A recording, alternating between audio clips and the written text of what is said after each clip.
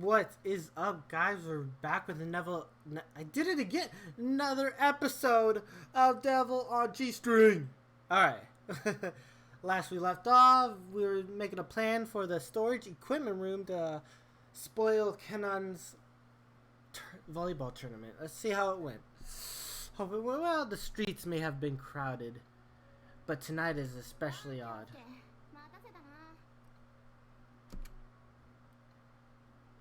The pitiable Ichi finally arrived. So, how did it go? He revealed the 2 keys. Seems like he got the master key too. I'll take care of them. Nobody, saw you, right? Did you do anything unnecessary in the faculty office, like search through Miss Noriko's desk? Well, be suspended if we're caught, you know. I'm still a bit worried. Oh, well. I can't wait till tomorrow comes. Yeah. In the middle of the crowd, we bust into chuckles. The third lesson tomorrow is physical education. I can already see it now, the devastated look at Kanan's face.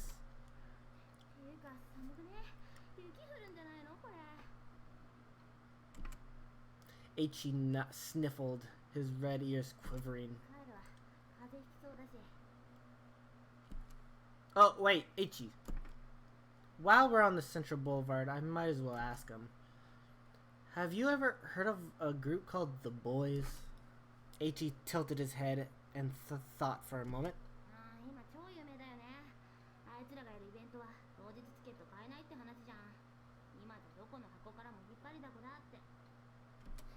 Do you know any of the members' names? Who's the leader? But...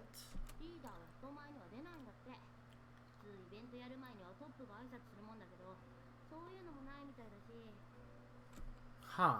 Nobody's ever seen him?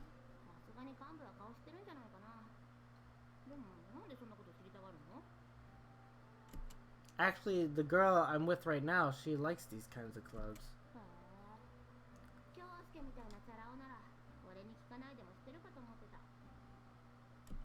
Nah, I appreciate the info though. The boss never shows up, will he? If there are 6 members though, at least one of them must be in contact with them. Well, then my course is clear. If Gonzo's group captures one of the members, that person will spit out the information quickly. To Gonzo, this is as humiliating as putting mud on one's face. He'd have the kid tortured for it. Looks like I won't even be needed. Yeah, I'll be a bit late tomorrow. I have to visit the hospital first thing in the morning. She's joking. You got me, dude. Truth be told, though, I really am going to meet someone from the field.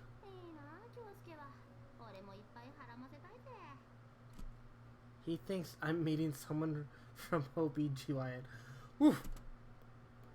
Ichi finally heads towards the bus station. If you only counted appearances, that guy would have been as cute as an angel. Well, now, time to don my other personality. I thought about the family business as I made phone calls one by one. I haven't taken part in any illegal dealings. We're trying to give the semblance of a legit company after all, and we don't want the police to pick up on anything funny. For example, I might provide snacks, towels, ice, handkerchiefs, plants, and artwork to hotels, fast food restaurants, pubs, clubs, etc. These may be minor accessories, but they still make a great profit when they start adding up. Central Boulevard is known for its services targeting the younger generation. To a mafia company, it's like the Azai Corporation that runs on both clean and dirty businesses. That's a treasury of power. The Azai Corporation has the biggest stake in Central Boulevard right now, but the organizations from the Kansai are starting to set their eyes on it again, so we have to stay alert. Right. In order to increase sales in the industry, a little competition would be profitable. We shouldn't push Kotania under too hard. Are there any outstanding issues that need to be dealt with? True, my father is a horrified monster, but the Azai Corporation is not. Only the demon lord in some video game would actually relish in destroying the world. Come to think of it, there's still Shiratori Mizura. Yes, thanks for the help so far. Now there's another issue. Shiratori scorns me because she holds issue with my alleged mafia works at such a young age. Anyone with an honest job would be shocked after finding out what I really did. But it is unusual for violent groups to use young people, though. They're young, full of energy, ignorant, and rash. And most importantly, they're protected by the law if and when anything goes sour. As the vanguard for violence, there is probably no better choice. The small difference between me and the rest of them, though, is that Gonzai doesn't treat me as just a bullet. My job's not using my body, but my mind. From the day I was adopted, Gonzo provided me with everything I needed. He even gave me the opportunity to get an education. Everything I could imagine was at my fingertips. Anything was obtainable. However, Gonzo recorded every last penny he ever spent on me. Not just food and water either. His criticism ranged from the rent of my tiny room to the cost of my office furniture, even down to a single sheet of tissue. Anything related to life was changed to a form of debt to him.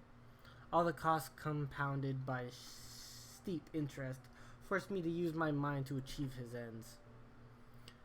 Right, well, I'll talk to you again soon. The call ended. I sat quietly under the dim streetlights. Nearly every problem in this world can be solved with money. Take Central Boulevard as example. Its very composition is undeniable undermined with the almighty yen. Cell phones ringing everywhere, women with brand name dresses. There's a road repair project underway as the end of the year nears. Even the early winter's cold night is engulfed by the aura of the Sanao Corporation building. I'll crush them all. The exact moment I whispered this to myself. Oh, fuck. When did she appear? Usami stood in front of me before I knew it. Oh, Usami, you sure are playing around quite late, aren't you?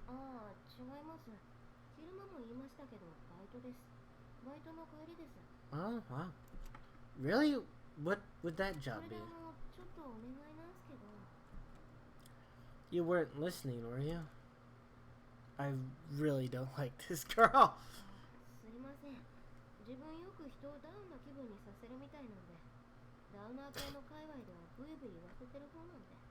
Wow.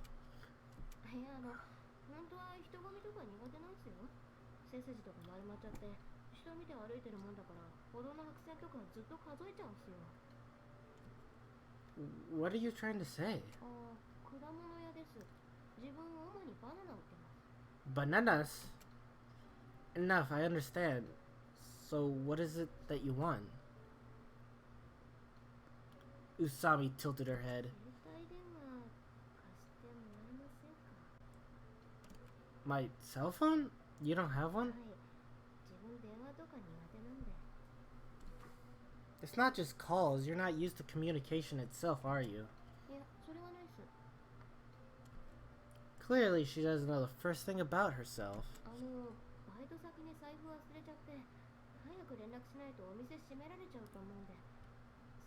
Ah, shit. My bad, guys. Something's not right here. This annoying woman, is she trying to check my call logs behind the guise of a long conversation? Ah, sorry. I don't have my cell phone with me right now. Usami's eyes widened as she were shocked to the bone. I think I dropped it about an hour ago. I'm actually looking for it now. Her pure eyes twinkled. What? Pardon? Usami's focus slowly moved from my eyes to the right.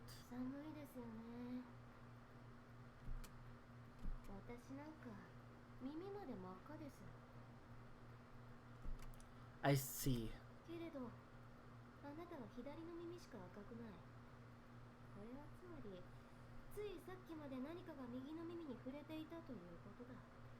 Wow, that's pretty detective work right there, Usami. This girl's pretty sharp. Okay, sorry.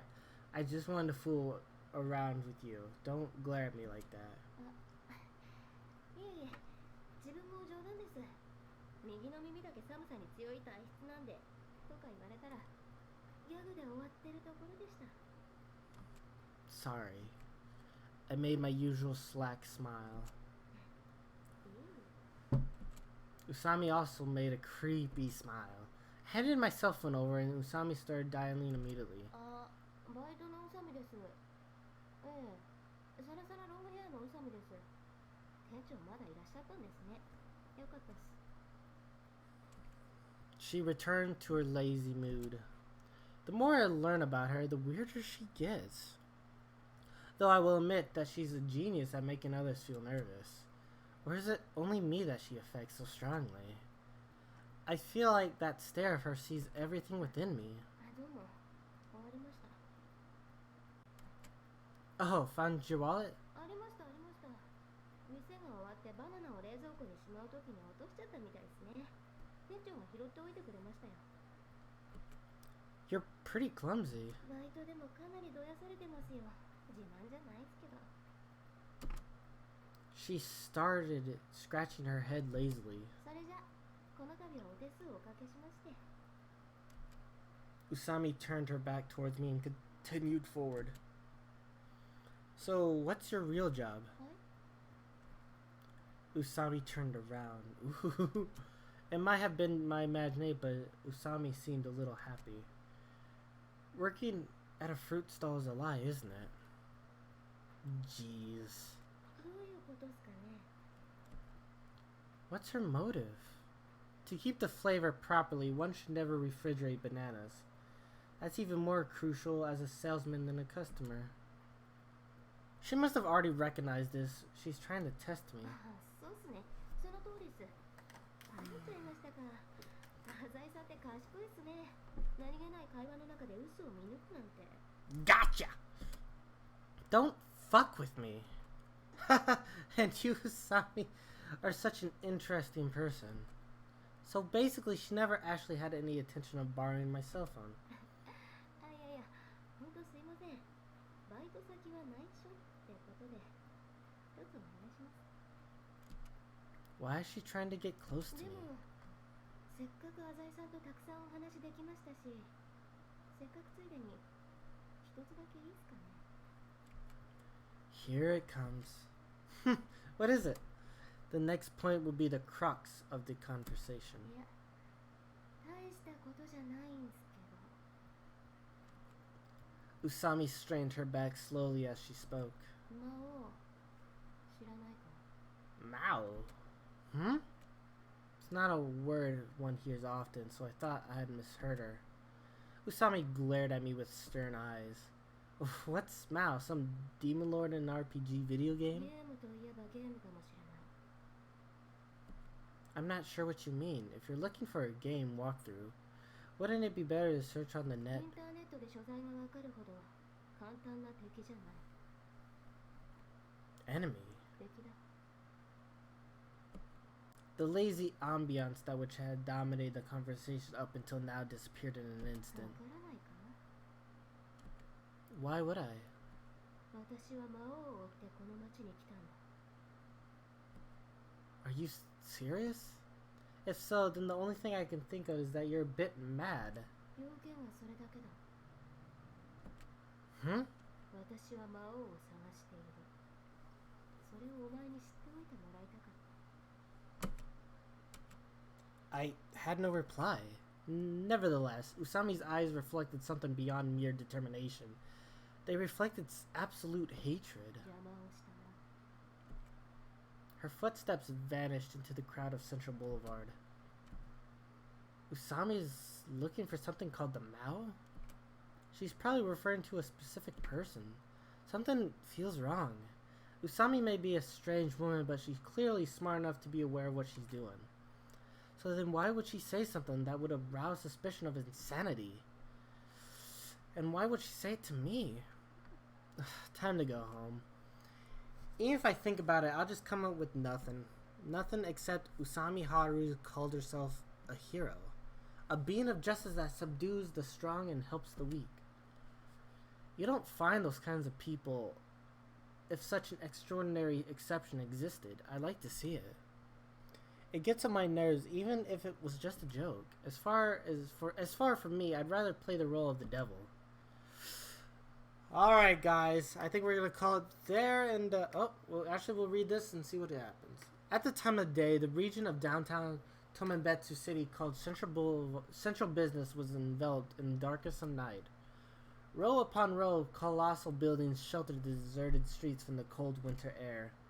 Still, even wild dogs in the homeless stayed away from Central Business. The offices of 100 of powerful companies lined up against each other within the single district.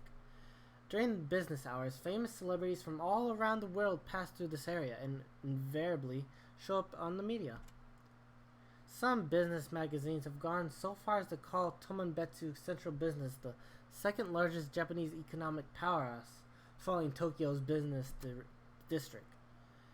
In the region's center lies an especially eye-catching enormous high-rise, a gargantuan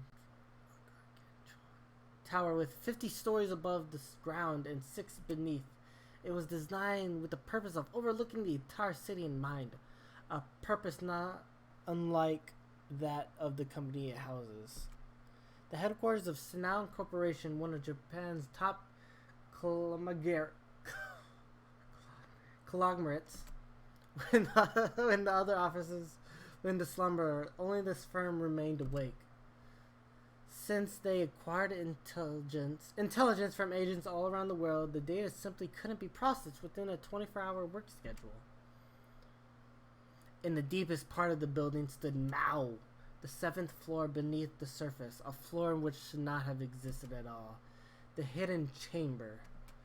It belonged to the Sinown Corporation, yes, but only a select few were allowed to enter. The average employee would not even be aware of its existence. This building had more security systems installed than any other central business. Surveillance cameras, metal detectors, they all had it. The only access to this room was an elevator that led directly to the ground floor. For emergencies, triple reinforced glass separated the elevator's door from the entrance to the secret room.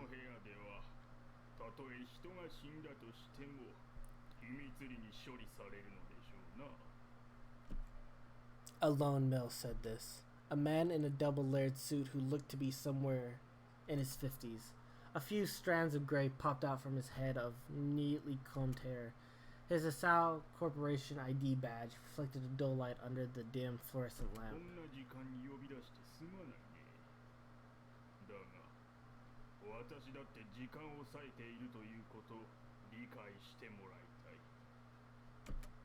The man's tone portrayed his strong confidence. His name was Sumaya. As Sinown Corporation's director of senior management and head of the corporate strategy, he holds absolute power in this company. A single order from this man could cause the Nikkei index to fluctuate. A single phrase could drive an employee to take his own life. Nevertheless, Maou nearly stared blankly at the wall before him.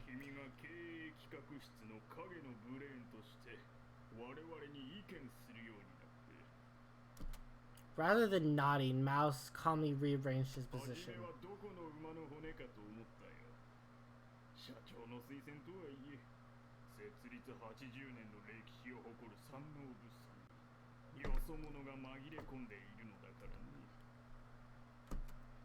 He's beating around the bush. Perhaps that particular tendency comes with the territory for someone working in the trade business. Maou looked at Sumaya emotionlessly.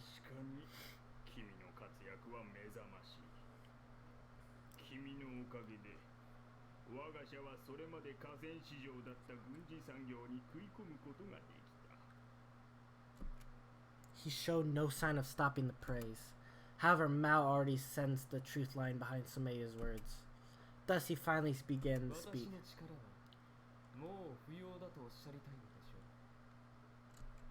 His quiet voice went straight to the point. Sumaya went silent.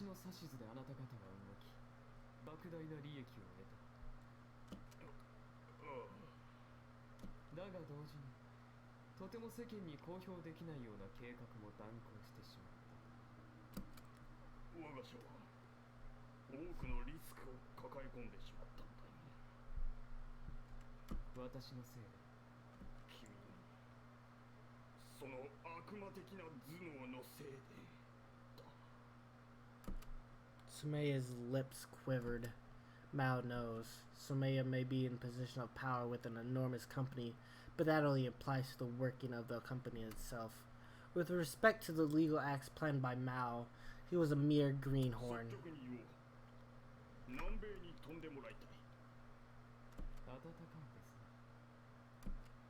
Mao let a subtle laugh escape his lips. Sumaya tried to smooth things over.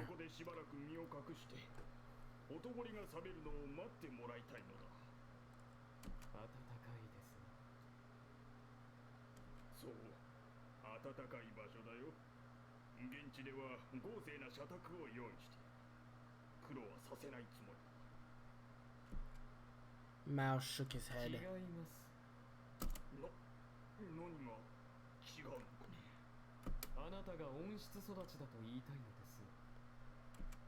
Sumaya cringed as he bit his tongue.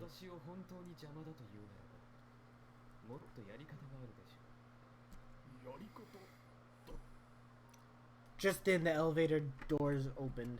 A man in white entered. Sumeya's face turned to the side. He welcomed the man with eyes that cried for help.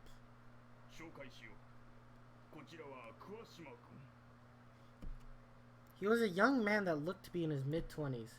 He was pale and frail looking, but his eyes seemed to glow with an eerie sheen. He seemed like the type that would be more at home in a laboratory than a business enterprise.